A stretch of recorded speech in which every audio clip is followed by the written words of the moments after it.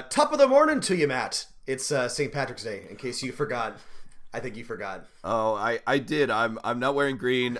This won't be published on St. Patrick's Day. It's so going to go out on Monday, but you ruined everything. It was St. Patrick's Day. We'll probably cut this part out. But what we're actually going to talk about is not anything... Well, actually, are there Irish in this? Probably not. In any case, not Irish. No. But what Matt and I are going to talk about today, by the way, welcome. This is Dungeon Master of None. I'm Rob. I'm Matt. And we're going to talk today about Dragons Conquer America.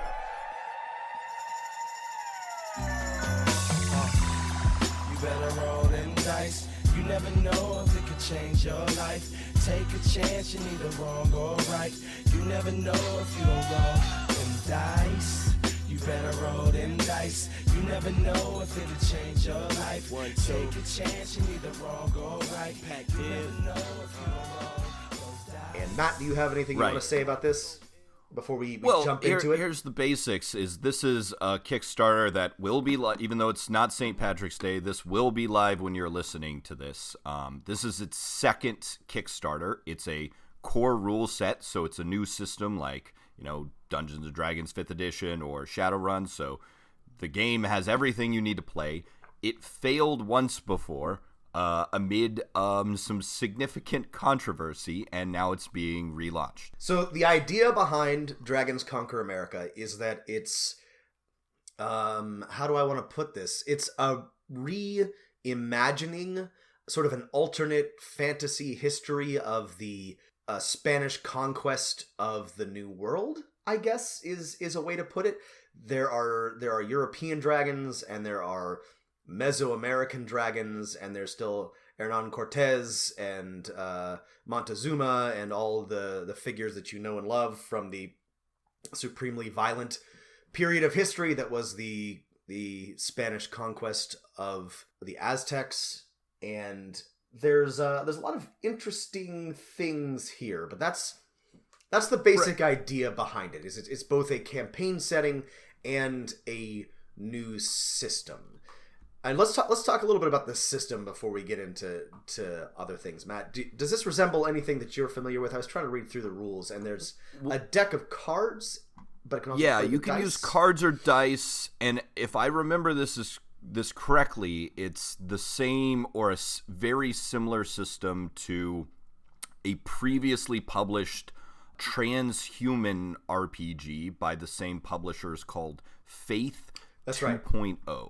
It was called Faith, and I haven't played Faith, and I'm not super familiar with the system, but it looks looks a little bit like, I want to say, sort of Fate-ish. It's rules light. There's successes and failures. There's basically like 4 categories of outcomes based on checks and or contests that you do, that your character does based on challenges or in conflict with NPCs.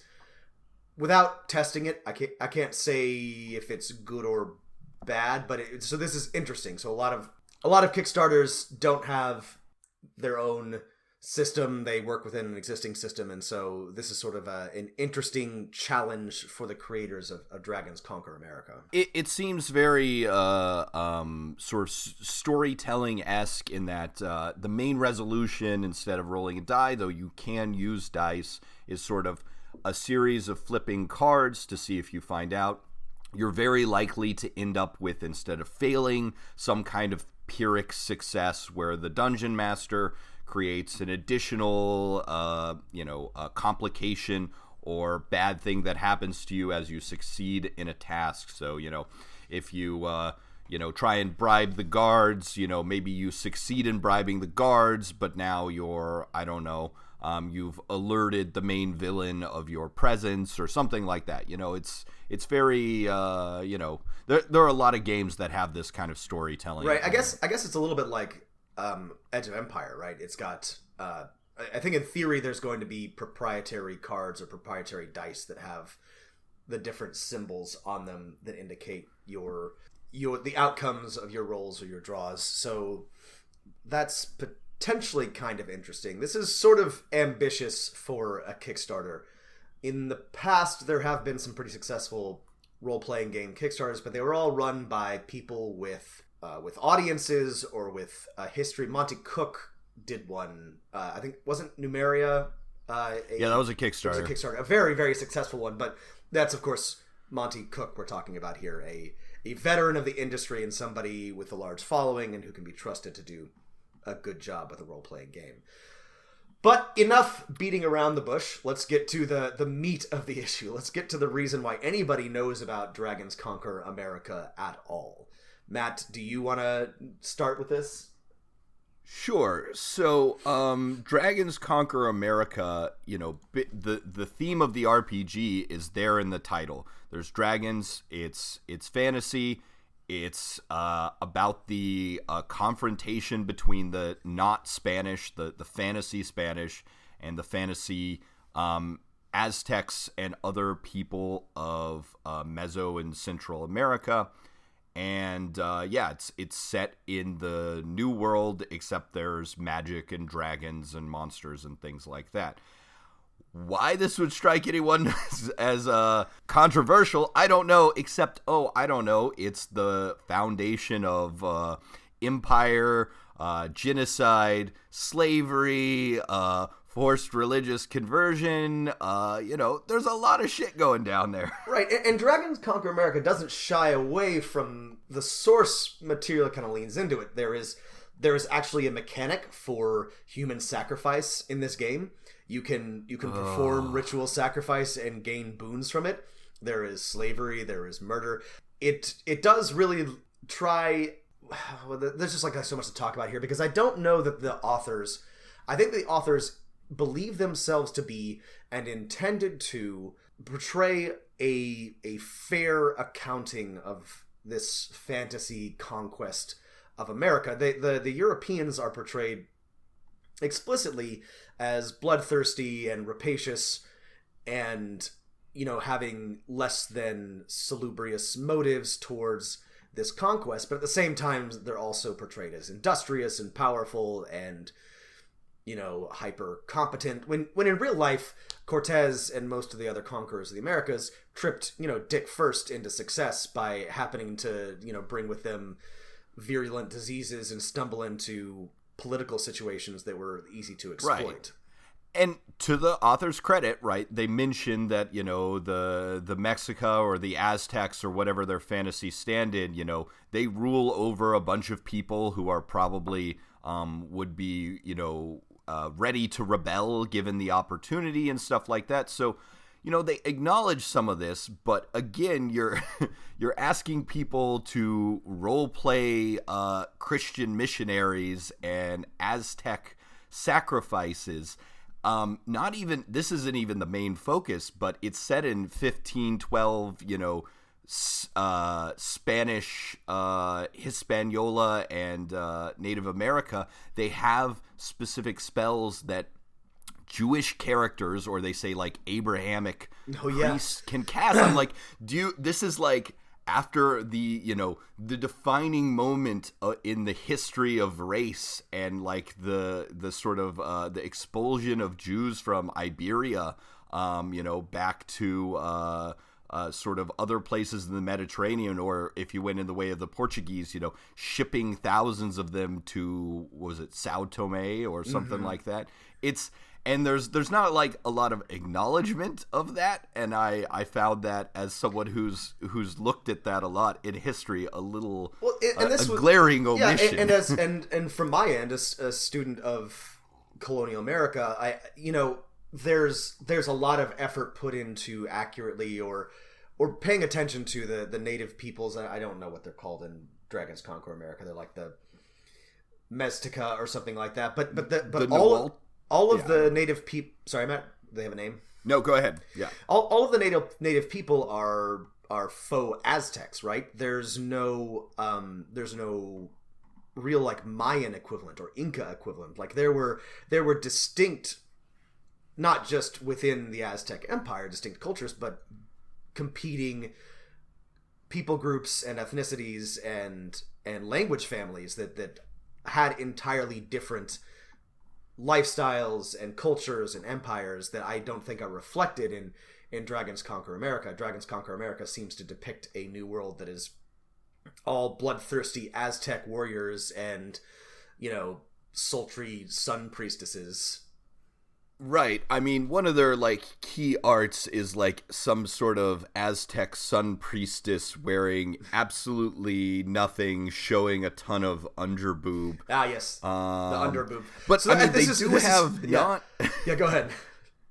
They do have non-Aztec things. I think in the first Kickstarter, I don't know if it's lasted into now, there's, like, a class you can be, which is, like, Plains Warrior, like from the North really? American plains. I was going through this. Yeah, and this one that you sent me doesn't have. It seems to be very, very Aztec focused. So maybe I'm wrong about this. It's still in the art whether they cut the class or not. Like, I can see on page 59 of the quick Kickstart, like, there's a warrior with like a shield.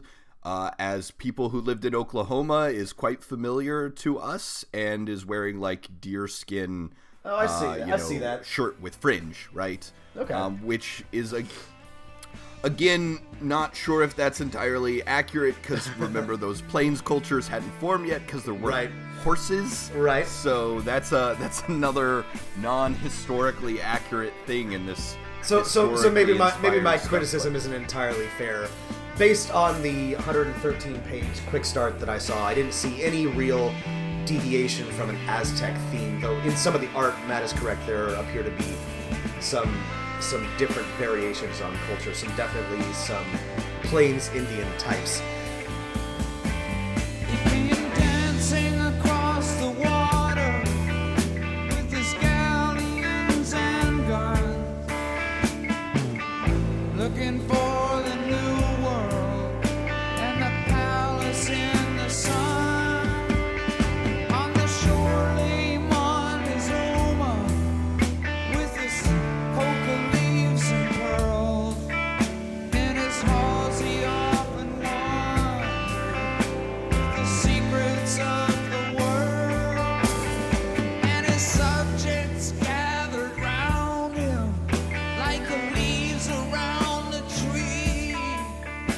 In their clothes of many So this is an interesting point. This is something I wanted to bring up. So the art in this book is tremendous. They got a really one or more very talented artists to provide just terrific paintings and art for this. It depicts what looks like a really cool game, but it also seems like they're really like leaning heavily on that art to carry them, because the rules are, in my opinion, kind of incoherent, and there's a lot of info dumping, and of course there's the weird racial dynamics and cultural appropriation. So let's get to that. So I'm not sure. Yeah, this is the heart of the matter. I'm not. Yeah, this is what it's the really. The beating, living red heart of the matter. Ripped from the chest of a human sacrifice. Yes. So I don't know if it started with this, but this was my introduction to it. There was a Waypoint, which is Vice's video game website or gaming website. Waypoint article written by an indigenous RPG player, or I believe so, who started by talking out about Shadowrun, which was an interesting point because Shadowrun does also have these weird racial dynamics, but the author was talking about how it allowed her and her friends, her queer POC friends, to play non-white characters, which was sort of unique for them. And so she came at it from, she saw what Dragons Conquer America was trying to attempt, and found it to sort of fall short of the promise. It wasn't a particularly critical article, and it was really, a lot of it was a personal essay about the role of role-playing games in developing, a queer POC identity, and how they were both good and bad. But I guess that this got the wrong sort of attention from certain corners of the internet, which I imagine none of you are surprised to imagine would find out about this. But, the anti-SJW crew found out about Dragons Conquer America, I think already after or towards the end of the Kickstarter, failing the first time, and, came out in full-throated support of it. So a bunch of people dogpiled on in support of this game because someone accused it of or didn't really accuse it of anything. The article was not as negative as it could have been. It's like, these issues are difficult and you should try and do better. It's really hard to set up your game to give a post-colonial experience to your players. And, you can't just have the original game, and I see they've taken it out in this new edition, had a tolerance mechanic where if you were intolerant, NPCs would react in a certain way and your characters would react in a certain way if they encountered people on different sides of the Atlantic, I suppose. Is there anything wrong with having fantasy world that has the Spanish with dragons and the Aztecs with Couatls and a world that sort of resembles that? So that's the thing. I don't think there's anything actually wrong with this. And going back to the Waypoint article, this can be very complicated, and it's not at all hard to understand why people saw this criticism and said, well, these RPG creators tried to be racially sensitive and they tried to represent the indigenous lifestyle. So why are you getting on their nuts about it? And SJWs are going too far again. But it's the criticism of the Waypoint article was spot on, and that's a post-colonial project is different than an anti-racist one, right? They're similar, but you're doing different things. And so I don't know that the game is explicitly racist, but it was trying in a sense to be post-colonial and sort of failed. It got halfway there. And I don't think there's anything wrong with it. So here's the problem, is that there were these very reasonable criticisms raised, and instead, and here's a lesson to literally everybody. If somebody raises a criticism of your project, whether it's a movie or a game or a book or whatever, and they say, hey, this is misogynistic, this is racist, or especially if they level a mild criticism saying, you could be more sensitive to this topic, say, your game about the genocide of America makes me feel a little queasy. Maybe you should change some things. Right. Don't say we're not racists, we're not sexist. Say, I hear you. We'll talk to some people in the right communities and try to do better. That's it. This is also what happened with Kingdom Come Deliverance. Rather than just saying, sorry, we'll look into it, we'll see if we can do better, Daniel Vavra, whatever his name was, like, no, there are no black people in Bohemia. And it's just, whether or not, like, you actually believe it, like, this is just like a basic lesson in PR. Just say, okay, I hear you, we'll try to do better. And instead of getting, the outrage machine ginned up and ending up on the, looking like an asshole, everybody will move on. This is just like one thing that the creators of Dragons Conquer America just absolutely dropped the ball on. Because they in multiple threads, so they had a thread on our RPG about this, where most people were like, oh, those SJWs went too far, it looks great, I'm going to support the Kickstarter. But some people were like, hey, so why not just bring in an indigenous consultant? And the authors just kept saying, well, we're not racist, and we're not going to do that because it doesn't have anything to do with anything. And it does, though.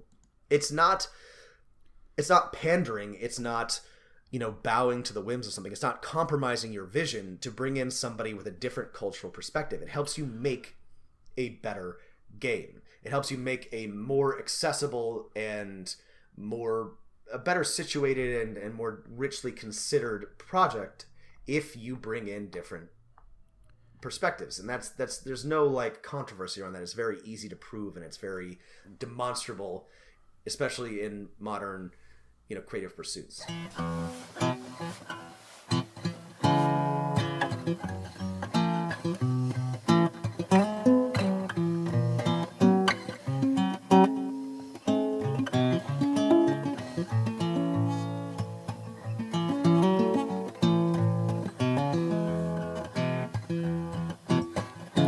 If I had a pistol, I could join a revolution just like Trey. Imagine me hunkered down low in the sugar cane, watching Havana burning. To give a little bit of a spicy take and to put my historian hat on, I think I partially blame this sort of failure to consider other voices a little bit on, I mean, the authors are Spanish from Spain. Yep. And I don't think, the writer is Mexican, so the writer is Mexican. This complicates but things, I think but not indigenous. Right, but it's my understanding the main author, the guy who considers himself an RPG auteur, right, who created the concept from the beginning, is from Spain. And the same criticism can be leveled at many places, including the United States, is I don't think Spanish historians and the education system there does at all a very good job of teaching about the history of Spanish colonialism. Almost certainly not. And this is a failure of Western canon. This is the great failing of all history making in the 20th century, a problem that we're going to spend probably the next century undoing. But Matt and I, as filthy postmodern historians ourselves, are keenly aware of the failings of a lot of history making in the past 100, 150 years, and most places have not caught up to a more fully considered and culturally diverse understanding of history. And if we're talking about, who is around, I know this game says it's explicitly set in 1512. It's there on the title. You've already taken the liberty to add in some characters that could be Plains Indians from North America. The author's mentioned he's gonna add in the Incas, which did not encounter the Spanish for at least another decade. But I see no mention at all of any African sort of characters or influences in the art or in the things, and I don't remember the first date of the first slaves sent to New Spain, right? This game is set before New Spain was created, but there was almost 100% there were black sailors and retainers and other people in Cortez's entourage, right? We have art and records that prove this, and these people are particularly left out. And the fact that, this was, I feel like, hasn't been addressed, and the same that thing that hasn't been addressed, there's no, if you're going to do historical mechanics on different religions and things like that, if you're not putting in your art specifically, people of Muslim and Jewish faiths who were almost, again, recent conversos and were part of the settlement of Spain, right? It wasn't just, people from Castile. It was people from Catalonia and Aragon and Portugal and Italy and North Africa and West Africa and, people who were Jewish who had converted and maybe all the way, maybe not all the way, all these types of things. And of course, these are very tricky things to talk about, but, those people are also not included. And if I cared about experiencing those things, then I'm left out. And that's to make the Shadowrun experience comparison again. Shadowrun has a million different problems. One of those problems isn't that you, since it is set on something inspired by the real world, if you want to draw your inspiration from something in the real world, either in a cool way or a problematic way, you can still do that. And Dragons Conquer America, as it stands right now, doesn't even let the players experience the full breadth of human experience and humanity in 1512. Exactly right. It's so narrowly considered, and this is another failing of the way that we tend to talk about history. But it was, in terms of the people involved and the diversity of experience, so much more richly considered than what we tend to learn in school. And it wasn't just Catholic, Jesuit, Spaniards, and Aztecs. There were so many other people there. And also, in addition to missing out on any sort of African experience, I don't see any Carib Indians or anything like that.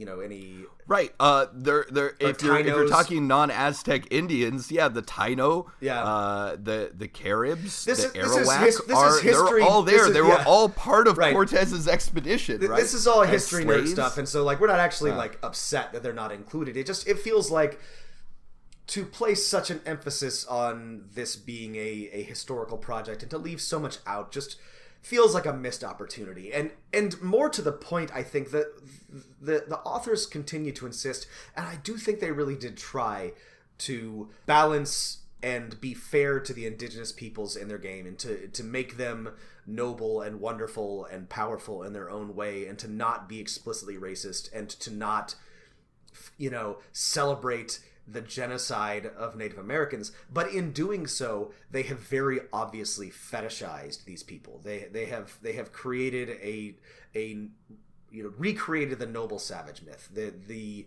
way that they have portrayed their indigenous player characters is they're all beautiful, sultry Aztec sun priestesses, and ski slope nose warriors with bulging muscles and fierce scowls, and it's better, I suppose, than making them non-persons who just exist to be slaughtered by Europeans, but it's still only halfway there. They're not really full people. They're still just caricatures. I agree. I think the art sort of bears that out, and I mean it's when you come from the perspective of this is the meeting of two cultures, though in fact three, right? This is European, African, and American cultures meeting together. You're going to have a problem portraying that in a way that would be satisfying for players. But I think we should move the conversation to something bigger. You mentioned earlier that, this Waypoint article, talked about Shadowrun, and how in Shadowrun, the game is designed to tell the stories.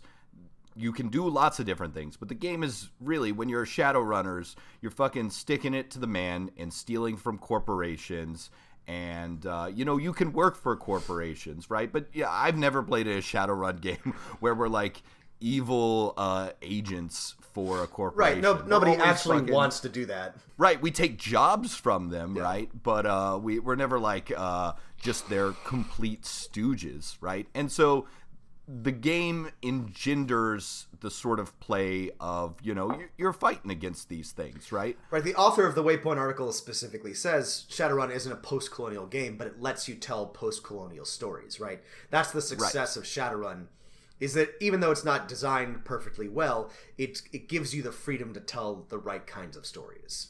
And a game like Dungeons and Dragons, where the setting is, pretty vague and stuff like that, you can really tell any type of story you want, some better than others.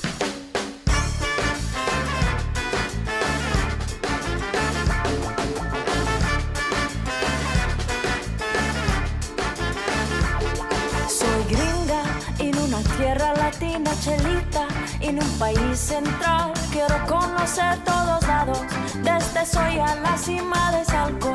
Voy deprisa y andando perdida está lleno. Donde me siento hoy que pega pa' que abre la puerta.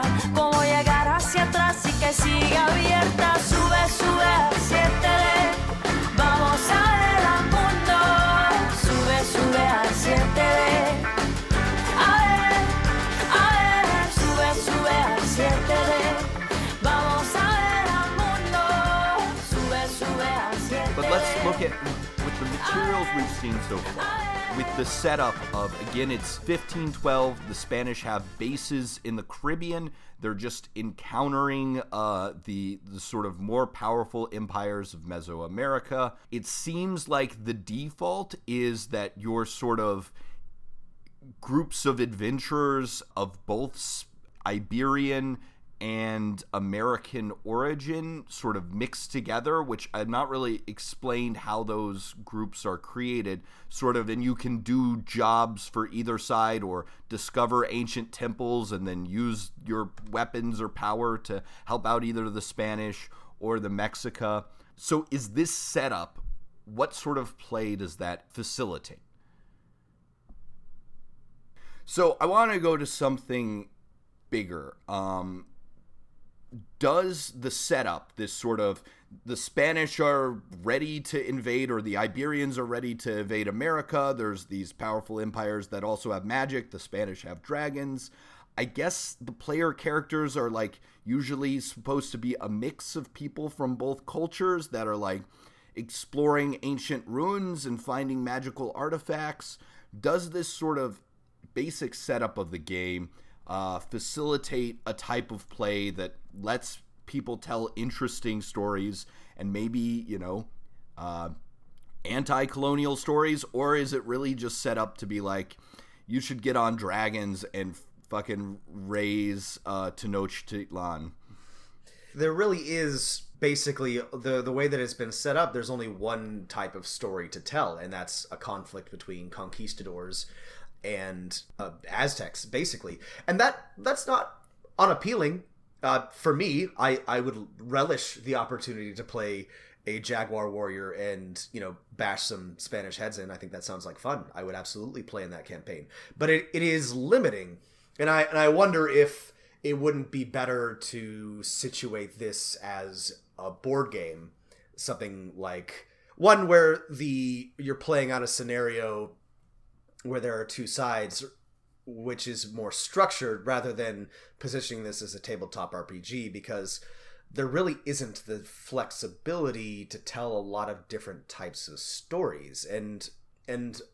So I haven't gone through all of the playtest materials, but the one that's offered in the book it looks like fun. There's a dragon egg, and two different groups are searching for it. But even within that, it's still very much, you've got the conquistadors on one side and the party group on the other. And right, do you give the egg to the Spanish, or do you give it to that's fun, Mexican, that's interesting, right? But after a while it's going to be the same story over and over again, and you're affecting or trying to affect the course of the war between the two people. And that's really the only story that's being told, is how will the conquest of America by Spanish people riding dragons play out? I feel like this is implicit in this, in that the author has said, well, later on we're going to add Inca like classes and stuff like that. In real history, the conquest of the Inca could never have happened without first the conquest of Mexico. That's just how it went down. So I feel like the author's assuming that, it's going to play out. It's going to be the same, but with magic. And so in the next 10 years of the in-game world, and his original Kickstarter, and I think one of the reasons the original one failed, had like a living campaign. It was really ambitious, and I sort of feel like the living campaign was, the first year is the Spanish conquest of Mexico. The second year is the Spanish conquest of Peru. Reading into this a little bit, but I feel comfortable in saying that I do think that the authors believed that the Spanish would still conquer America. That was still the inevitable outcome, even though there's magic and dragons and things. There's all these weird things like, okay, so history's the same, but there's magic, right? There's a reference to Crusader dragons fighting Saladin's Jinn army in the Levant. But I think, is there a way to fix this? Like, could this be? Well, yeah, of course. So here's better? What I don't get. Why does it have to be Spain and Mexico? Why we're not idiots. There are any number of fantasy projects that are very obviously inspired by real life historical events, but there's no reason why they can't be the Hispaniards from, Española and, fighting the Maztecos from, wherever. Those are terrible names. But you get what I'm saying, right? This doesn't have to be actually Mexico and actually Spain. You can tell a conquest story. You can tell this story with dragons without having it be those actual people. It doesn't need to be Cortez and Montezuma. And that it would still need to do a good job of portraying this post-colonial idea, but it would give so much more flexibility, and I have no idea why they wouldn't do that. The art could be literally exactly the same. You could be telling the exact same story, but it can be two different fantasy nations, which would allow so much more flexibility and room for exploration and innovation and inventiveness, both on the creator's part and the player's part. Yeah, I think that's one way to do it. If it was me... Well, you did do this. This is something that you have done. I did do this. And I would say, like, take a step back and say, why tell the exact same story of something that already happened in history, which, by the way, is a pretty shitty story. It involves the enslavement and death of millions of people, and the foundations of modern ideas of race and intolerance and all these kinds of things is all wrapped up in the history of Iberia and the history of Iberian encounters in Africa and America. But you could here would be, I think, an interesting starting point for the campaign. If you're so invested in the idea that Spanish have dragons, which in the campaign all the dragon riders are women. Okay. I just remembered that. But so okay, you're invested in this idea. They cross the ocean, they establish a foothold in the Caribbean, and they try and conquer Mexico, but all of a sudden the Mexica have Couatls, which are giant feathered serpents, and they defeat them. And this is the first defeat to the powerful Spanish Empire of Charles the Immortal, who rules half of Europe. And all of a sudden, there's an interesting conflict. It's an uneasy truce. Will war break out again, right? And then, you've rewritten this history. Why tell the same story? Why have fantasy elements and just retell the way that history actually went down? Why not present an interesting what if? How would things change? And it doesn't seem like a lot of opportunity has been taken here to say, oh, this is how things might be different. Because really, it's basically at the time of the campaign, as this quick start document seems to indicate, it's mostly the same. Like, maybe it's a little bit harder for the Spanish to win, but in general, it still looks like the conquest is proceeding much the same way that it did in real life. And that just seems like, why bother? It seems like a wasted opportunity. If the Mexica and other peoples of America have magic, well then, they can fucking that's right. not die from smallpox, right? That's interesting, right? The Spanish would have never conquered Mexico in the way they did if, there were not diseases. So I don't think... So some of the criticism of this Kickstarter has been unfair, but most of it is pretty mild and fair, and the authors haven't responded to it particularly gracefully. It's not explicitly racist, I will say that. I do think that they have made some mistakes that are problematic, for sure, but I don't think they set out to make a racist game. However, they have fallen short of what I think they intended to do, and if they were listening more carefully to the criticisms that were leveled against Dragons Conquer America, they could make a much better game.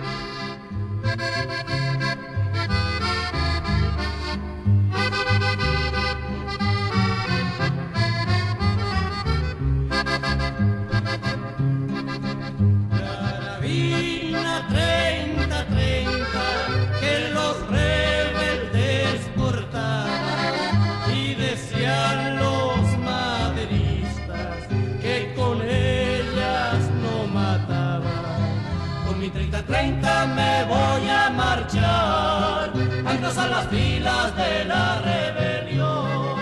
Si mi sangre pide, mi sangre les doy.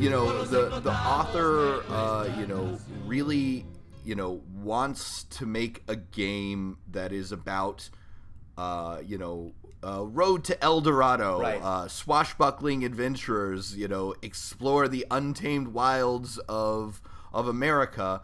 Sort of maybe you correctly realize that you can't really just make that game without being very, very in the colonialist mindset. Added in sort of the second half that the Americans have adventurers too and magic too, but then hasn't gotten beyond having a vision after tacking that on. And so earlier we asked, is there a right way to do this? And I absolutely think that there is. And I think that the authors have set about with the right intention, but haven't fully followed through.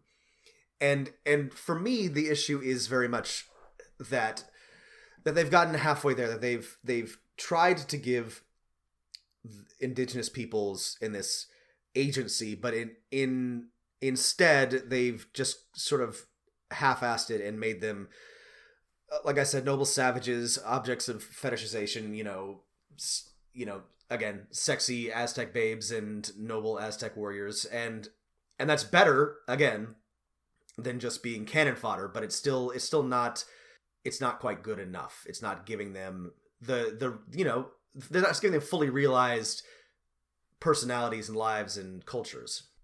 Right, and which is why I think, and I don't know if this is actually the case, but I have a hunch that, like, moving the timeline of saying, oh, the Spanish tried to conquer Mexico, and they failed because the powerful Aztec Empire has a lot of magic, and they ride Couatls instead of dragons, and there were some cool dragon battles, and now the two sides are on an uneasy truce, fixes a lot of things, because as it's set up, right, the game is set up before the most traumatic event in the history of of Mexico, and one of the most traumatic events in the history of the world, where millions and millions of people died from a disease, were practically enslaved on plantations, and we started one of the world's first racial hierarchies. And you're just sort of like, oh, so that's going to happen. I'd be like, we don't fully realize that this was a genocide, and a genocide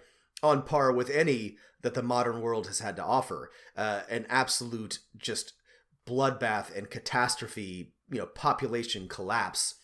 And it's one thing to, like, not have a full historical understanding of that. It's another thing entirely to replay that event without heavily couching it and, providing context, and I don't know, there's just not, like, a great way to relive that experience, which is why Matt's suggestion of just don't do it that way. Like, have it be different. If there's magic, then let's not have the genocide. Again, to sort of, at least my final 2 cents in summary is, I don't think the authors of the game are trying to be racist. They're not trying to be pro-colonialist, and I don't think they want to make a game that is that. They just, I feel like, lack the tools and language and experience to adequately make a game that still doesn't have and this stuff is racist and colonial tropes. We're still living in the colonial experiment. Right. This is the whole problem of the West in the 20th and 21st century, is that it's so hard to extract your mindset from racism, from colonialism, from patriarchy, from imperialism, because that is the world as it exists. You can't think outside of the box because you live in the box, and you have always lived in the box. And Matt and I, we're not perfect. We're both white guys. Like, we get this wrong all the time, but we have studied history and spent a lot of time studying history, and so we can sort of get a better picture of this. But it's not easy. It took me a long time to get here, and so, like, I'm willing to be understanding, but it's so frustrating to watch people like this not take criticism, good, mild, mostly gentle criticism that's really very easy to meet, and just fail to act on something that could make their game significantly better. The response to the criticism is the thing that, is really the big failing here. Like, I feel like I read one part of the an interview with the author, and they're like, well, why don't you, get an indigenous author or consultant from Mesoamerica, from Mexico, and he said something like, well, it's been 500 years. What connection does that person have to the people I'm trying to tell? I'm like, oh, man. Yeah, rethink this, buddy. Yeah, not a good look. Yeah, that's just not the point, and it just like represents a failure to understand. Yeah, so yeah, I'm looking at this thread from the author, and somebody asks a very reasonable question. Don't you think the smart thing to do is to sit down with some indigenous folks so you can find out ways to tweak the game to address concerns about it being racist, colonialist, etc. Right? That's a very like reasonable thing to ask, right? It's not asking him to like do a whole lot. It's just, hey, why not sit down with some people? And then his response is, I see what you mean, and I guess it would be the best marketing move. But that's the problem. It is a marketing move. Sitting down with indigenous folk to get internet approval seems like being a politician and kissing babies. I would be using real people to dress up a game. The game is not racist nor pro-colonialist, etc., etc., etc. So it just... My position continues to be that the game's content has to be supervised by experts on the subject, regardless of their heritage. Yeah, but oh my god, it's just that's like the thing. That's you're the funniest obviously part not an expert on the subject. You haven't. I mean, if you're an expert on the subject, like there would be Jewish and more right. and black characters in the game and Caribs and Arawaks, but I guess I forgive you for forgetting that because you're not an expert on the subject. But now you're saying I'm not going to sit down with experts on these specific and this is subjects. what I mean when I say that it fails to understand history, because history isn't just a collection of facts. And anybody who tells you that is an idiot and has never studied history. We all, like, every historical project, every attempt to quantify the past is done through a perspective and a viewpoint and shaped by the sources and shaped by the perspective of the author or the writer. That's just very obvious. That is historiography 101. You will learn that in your very first history class. In any history program you to talk about how they perceive this historical project isn't pandering. It isn't marketing. It isn't, appealing to the masses, trying to assuage the savage SJWs. It's telling better history because you need multiple perspectives. You need multiple viewpoints to get a fuller, better, not objective, not true history, because no such thing exists, but the more you can bring in different viewpoints, the richer your historical project will be. And that's just basic shit. And I get tired of having to explain this to people, but it apparently is not intuitive. And this is, again, I think, frustrating thing. I don't think anyone who's criticizing this project really wants to see it fail. Like, everyone who's criticized is like, you could tell a different type of story with this game by making these changes, but you still seem to want to cling to your, brave conquistadors with their funny little turned up helmets hacking through the jungle while, dudes wearing atlatls or wielding atlatls like stalk them in the bushes. And that's the thing, like, this is fun. Like this is interesting and new. Like, yes, let's tell some post-colonial stories, or let's tell some stories. Like, yes, I am so tired of... We're always telling stories that are sort of based in, like, the late medieval period with shining knights. It's like, it's only 50 years until this, like, this crazy confluence and a set of encounters between Europeans, right, Africans, and Americans. Yeah, let's tell some different stories. Let's right? do some different settings. I love this. I think it's a cool idea. I think it's deeply flawed and, kind of restrictive, but I would love to play a game. I would love to play an RPG that takes place in this very interesting conflict, in this very, very pivotal moment in history. I love that. I love that idea. I am so tired of playing in the Middle Ages. I have no interest in playing another generic D&D Western Europe campaign. But so I would like to see more of this. I would like this to succeed, but I feel like it needs to be done in the right way. And I think that's what most of the criticism is. Yeah. Cortez was a dragon. I did say when we started this, he was a I just dragon said to Matthew man. I could talk about this for at least an hour, and we have. And, you know, there's more to say, and I'm going to keep an eye on the Kickstarter and see what happens. I hope that the alt-right doesn't latch onto this and make it, you know, their cause celebre for the month, because that would just be disappointing, and I don't think that really is what the authors want or what the game deserves. But it seems like every time anything, even like any mild like cultural appropriation conversation comes up, that a certain demographic shows up on the other side to support the criticized property just because it happens to be on the right side of the conversation. And I really, really hope that doesn't happen here. Yeah, there's been a lot of conversations going on around D&D and inclusion in RPGs, and you know, you never think you have to say it, but you always have to say it, right, in the punk voice that I cannot do, you know. Nazi role players, fuck off!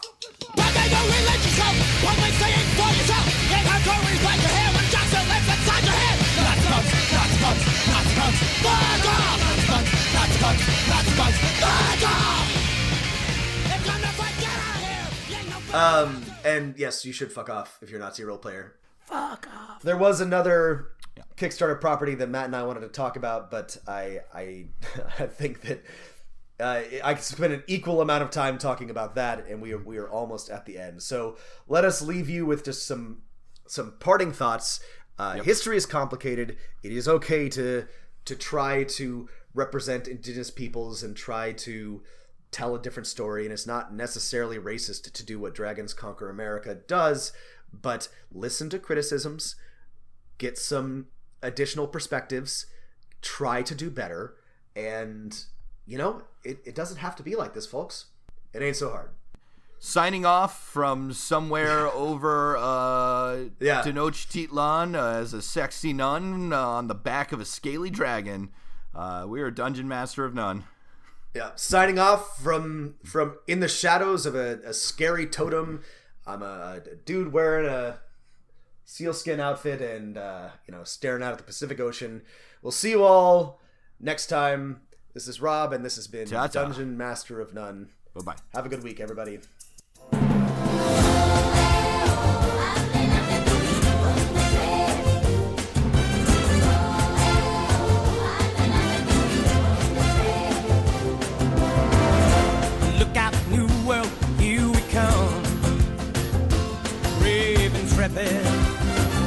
And then some